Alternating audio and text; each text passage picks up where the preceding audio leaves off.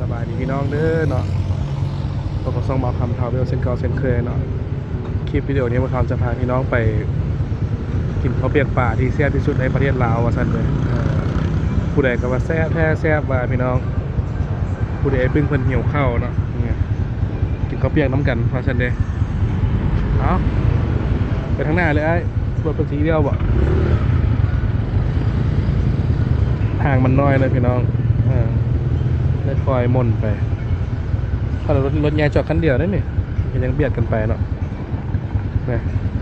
ส่วนเราเป็นฟุตบาทเท่านั้นเนาะคันว่ามีฟุตบาทกับไปบ่ได้เขาเปียกป่าแซ่บเปียงเจริญพี่น้องเพิ่นว่า เนาะเบิ่งน้ำกันเนาะสีแซ่บคือเพิ่นเว้าแท้บ่ติดตามไปน้ำกันในแถวสร้างเพื่อกนะพี่น้องเนาะสร้างเพื่อกของแก้วบอที่บอกคำอยู่เนี่ยนี่ก็ขี่มาซอดหอมลาวอเมริกานะพี่น้องไปซื้อที่คนเค้งนี่นะเลี้ยวซ้ายไปทางเมืองเจริญเป้าหมายเขาก็สิเลี้ยวซ้ายเลยเนาะเลี้ยวซ้ายไปทางเขาเปียกดังวันจันทร์เลยบอกคำกับมากินเทื่อหนึ่งสองเทื่อได้พี่น้องก็โอเคเนาะมาเบิ้งเทื่อนี้เป็นจังไดแต่ว่าเทื่อนี้บางเทื่อก็สิบ่กินเนาะเพราะว่าหากินข้าวมากินนี่วีไอเพิ่นหิวข้าวก็เลยพาเพิ่นมาลองสินะเขาก็กินน้ำกินในเอาเนาะต่างถ่ายคลิปให้ได้เบิ่งนำกันเวียงจันทร์อากาศเป็นตาอยู่พี่น้องขึ้นมาอยู่ยุโรปนี่โอ้แห้งให้เลยอากาศร้อนบ่ร้อนว่าซั่นเด้เนาะอายอยู่ฝรั่งโทรมาลิ้นน้ำก็โอ้ยเปล่าคำเลย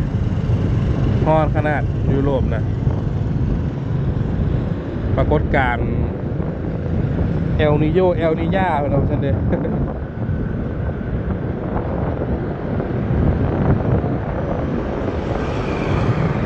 อันนี้ผลเข่งในพี่น้องเด้อเนาะตัดผมฟรีบอลเนี่ยมีห้างขายของกินเทคเอาไว้เนาะซื้อกลับบ้าน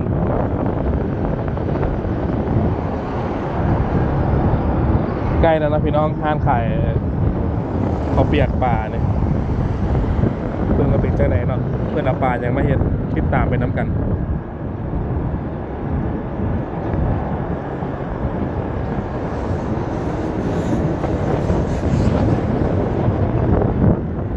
โอ้รถจอดหลายขนาดพี่น้อง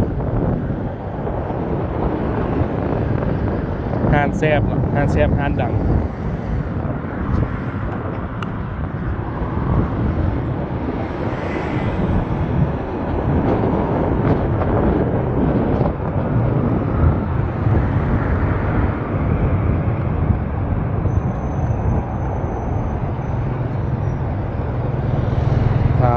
จอดรถนะพี่น้อง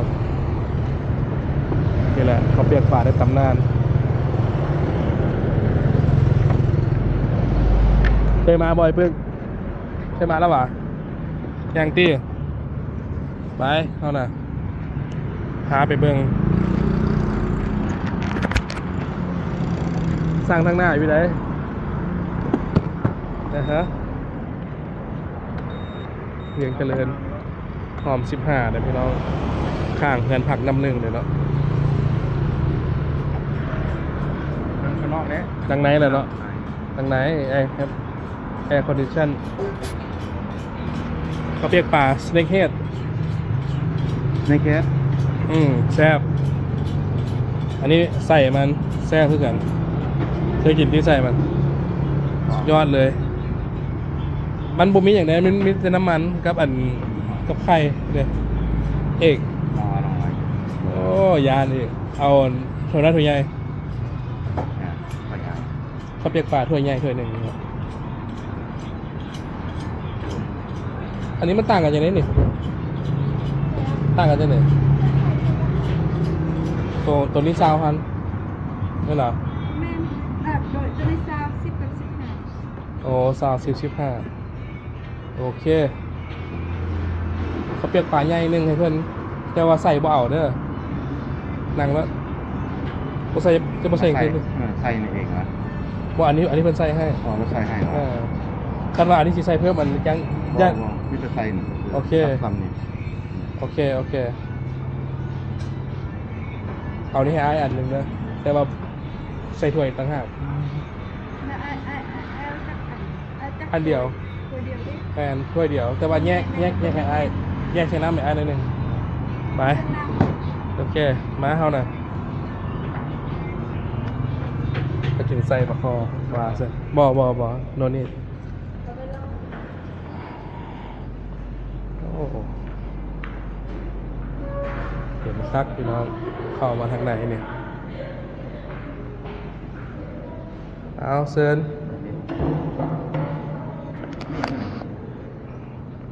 สแน็คอาหารว่าง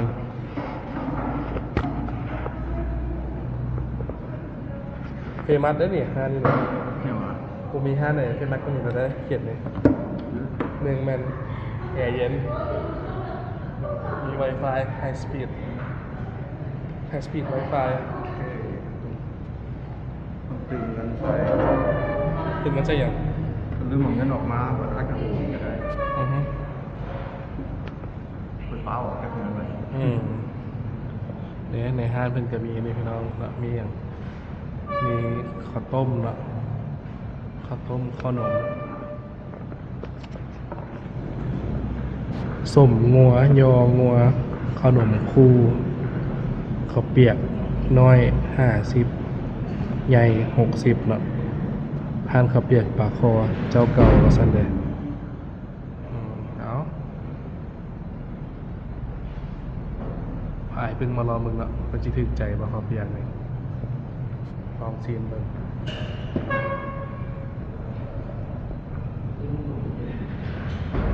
เพิ่นเปิดประมาณ10 โมงบ่เนาะเปิด10 โมงปิด9 โมงแลงเปิด10 โมงเช้าปิด9 โมงแลงประมาณนี้แหละ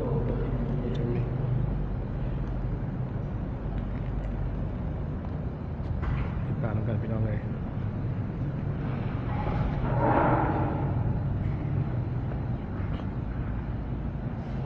ก็เลยไปตึกป่างโอเคนั่นไปเลย การไปนั่นพี่น้องเจ้าเลยตอนนั้น บอกว่าเราอยู่บ้านบอถามแล้วกัน ครับ ว่าเราอยู่บ้านบอ เขาเป็นตึกเว็บหลายโอ้หลายมือหลาย เขาหาก็ไปเมื่อก่อนนี่ไปริมไปซื้อไปอ่างน้ำหุ่นไปซื้อไปบอลเจ้าว่าป่าใหญ่จะไปตึกไอซูน อืม จะไปข้างหลังนี่อยู่ปีไฮเลขที่ จ่ายเขา ไม่ได้เสียเงินมันเป็นธรรมชาตินะ โอเค เป็นธรรมชาติกับประมาณเท่าไหร่10 ปลายไม้20 ไม้นะตึกเวียงจันทร์ไป ใช่ไหม 10 ปลายไม้20 ไม้นะเกือบ30 กิโลเมตรเลยทางน้ำหุ่น โอ้ 30 ปลาย ที่บนน้ำตัดอัน เอ แด อง มัน มันจะไปกับไอซูนะ ตรงคิวเราออกไปออกมาอันคือเรียก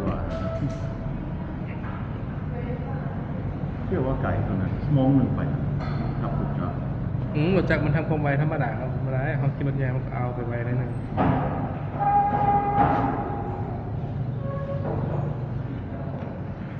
ดูสาวด้วยกัน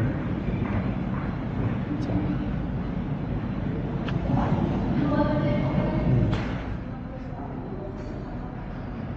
อันนี้เป็นไงพี่น้องหาดูเมนูมาฮอดมีแต่ข้าวเปียกเดี๋ยวพี่น้องเริ่มบ่ต้องถามหาเฟอร์ยังเนาะมากันเป็นถ้วยน้อยถ้วยใหญ่บอชิโนดไฟแล้วก็ใส่อย่างแน่เท่านั้นเนาะเอาเดี๋ยวก็มาฮอดละเอามาฮอดแล้วพี่น้องโอ้ไอ้ปึงระบบกินไส้เนาะเขากินไส้เขานะโอ้ถ้วยใหญ่แท้ ปวดหิวเลย ของแท้เนาะ แมน ฮานี่คือสิว่าอะไรออริจินนี่เนาะหรือออริจินอลนี่นะ เวทโน เอาเบิ่งดูเอากินข้าวมาแล้วพี่น้องเบาคำนะมาใส่มาพาคุณมาลองทานใหม่เนาะใส่ปลาคอแซ่บๆโอ้ too big แบบ 20,000ประมาณ$1นะพี่น้องอู้สุดยอดเลย ขอกิน เดี๋ยวเพิ่งลองชิมมันซะปลาคอคือปลาคออเมริกาอยู่ปลาคอลาวเนี่ยโอ้ นัวดี ค่ากันบ่ น นี่ยัง เอาเลยไอ้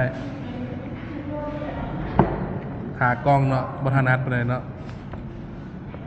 พอกล้องมาประสิทธิ์เล็บนี่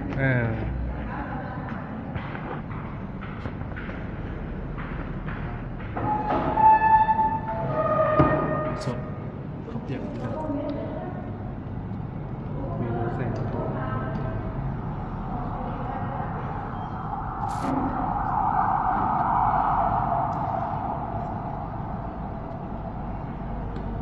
คนลาวเขาถือว่าสุดยอดเลยไม่กินตัวนี้ หืม คนลาวเขาอย่างนั้นคนลายไม่เข้าใจหรอกคนต่างประเทศเขาไม่ค่อยกินข้างในชัดข้างใน กินอยูขนาดผมบอกกิน จะมาเชื่อ บ่แม่นบ่มากก็เอาก็ติดเช็ดเล็ดลายคอยงูมันเป็นเรื่อยๆนะแต่ว่า ยันพิษพญาตเนาะ อื้อหือ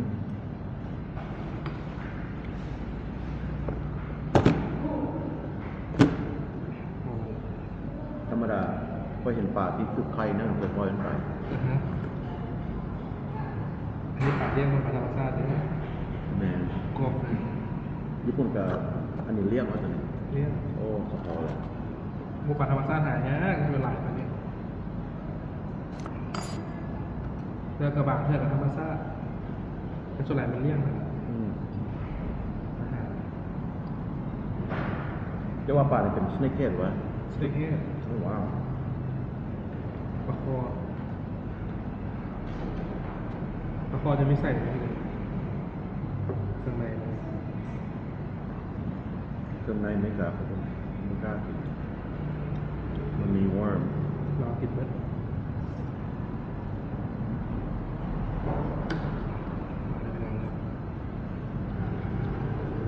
แซ่บๆอาหารบำรุง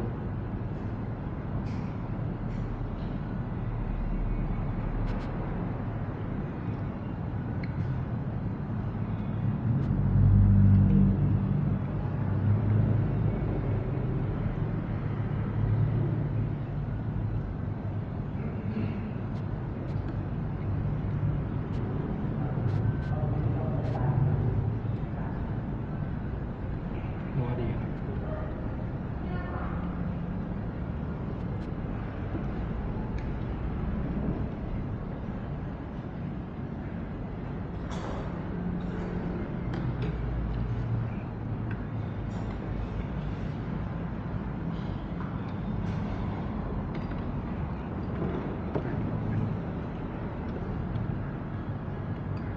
เป็นร้านๆเลยนะ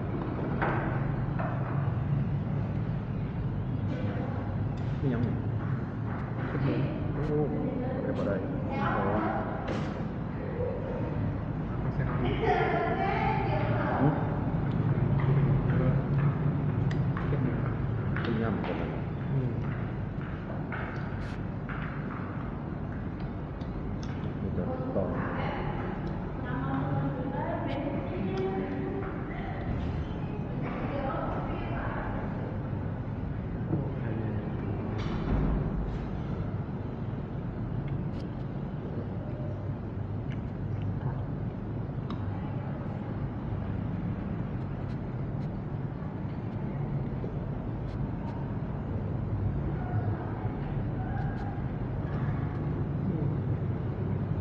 เครื่องในป่าแต่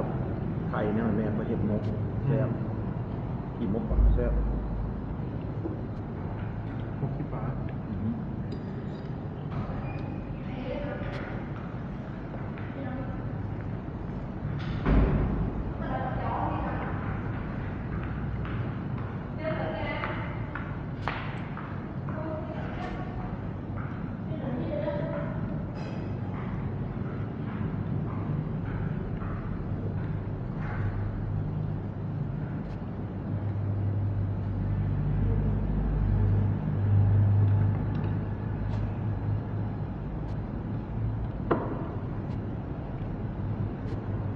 เขาแจกอเมริกาประเทศไทยคือ ต้องไปห้างเบียร์ อืม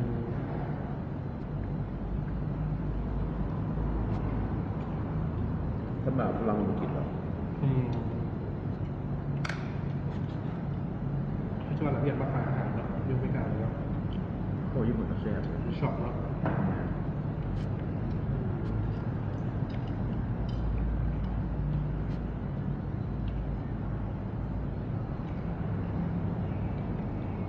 ถ้าแบบไปกินได้ไหมเอากะปิกับเผ็ดเกินเนาะหมอต่ำวะปีนั้น นักหมัก หมอหม่ำวะ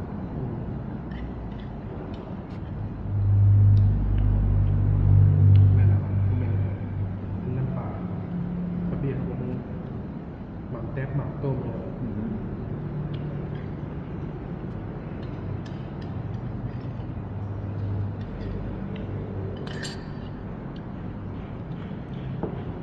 ครับ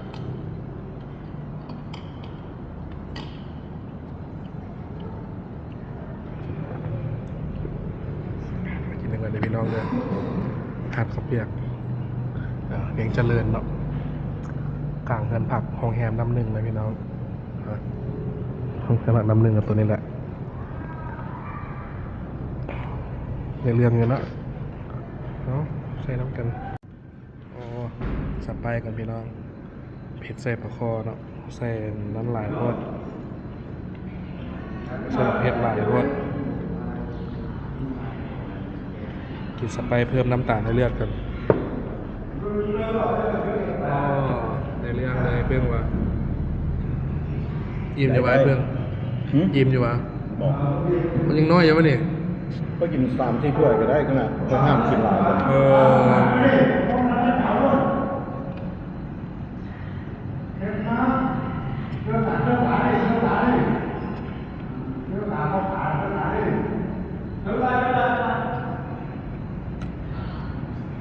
ก็กินที่นี่แหละ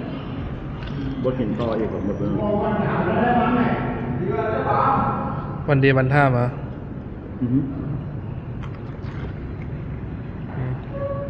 ในเรื่องเลยพี่น้อง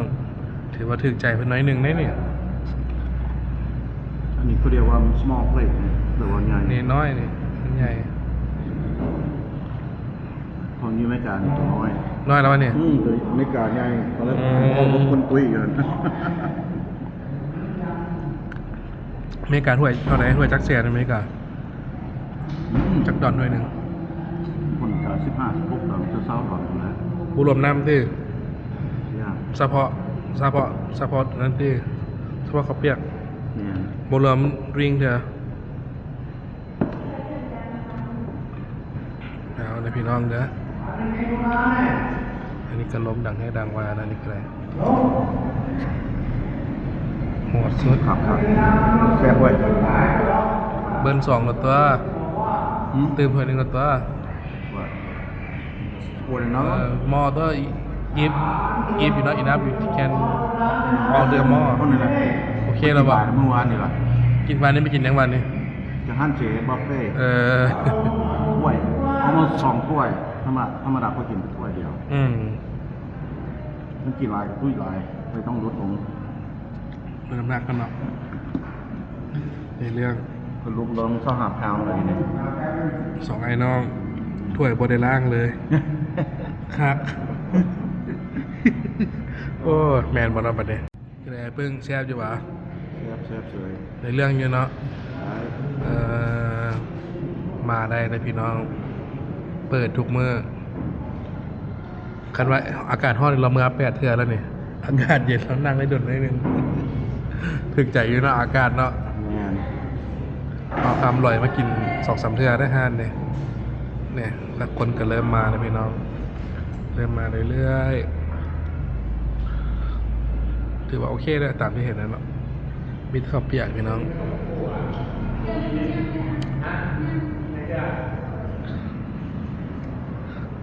ไปเดินทางต่อเขากันเลยเดี๋ยวจ่ายเงินเนาะเป็นถ้วย60,000อันนี้20,000ประมาณครับถือว่าราคาก็ประมาณหนึ่งพี่น้องถ้าเป็นราคาข้าวเปียกปลาก็ถือว่าราคานี่เนาะปกติ50-60เพราะว่าปลามันราคาสูงเลยเนาะเอาไปต่อน้ำกันครับกันเลยบายพี่น้องโชคดีประมาณนี้เนาะคนไหนอยากมากันแนะนำนะพี่น้อง ไปพอกันไปในคลิปหน้าเนาะสำหรับคลิปนี้ก็ประมาณนี้นี่แหละผู้สาวก็ได้นี่แต่ผู้สาวอยู่นี่ถึงใจไอ้ปึ้งแล้วมาเนี่ยนะไอ้ปึ้งเนาะคากกินข้าวคือว่าแซ่บขึ้นมาว่า ไก่น้อย ไก่น้อยไก่ใหญ่มินิชิคเก้นว่าซันเดอร์ชิลเดนชิคเก้น